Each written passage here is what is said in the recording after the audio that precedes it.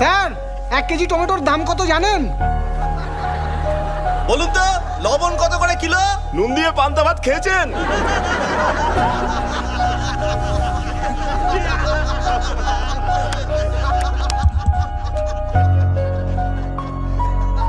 আজ আপনাদের কথা শুনে খুব লজ্জাই করছে আমার।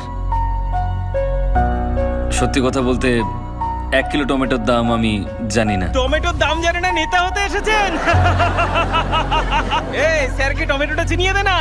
স্যার একবার এই টমেটোটা দেখে নিন। আরে এই ওই এই এই আরে মারে পড়ে।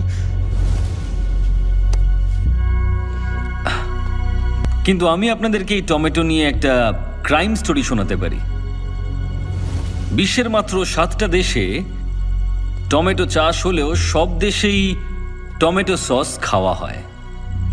আমাদের দেশে চাষ করা টমেটোর ডিমান্ড সারা বিশ্ব জুড়ে রয়েছে। কিন্তু আরো একটা রহস্য আছে, যারা এখানে টমেটো চাষ করেন তারা খুব তাড়াতাড়ি মারা যান।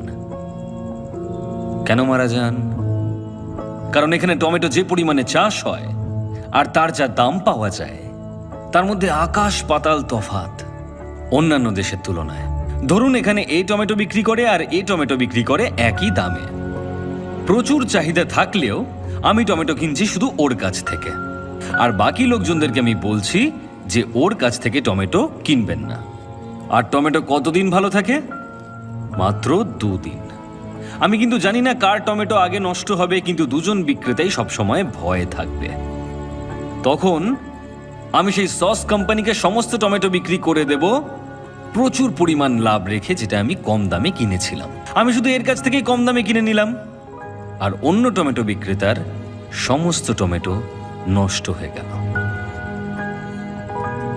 পৃথিবীর সমস্ত দেশে লোকজন টমেটো সস দিয়ে খাবার আনন্দ করে খান, কিন্তু আমার দেশের টমেটো বিক্রেতা না খেতে পেয়ে মারা যান।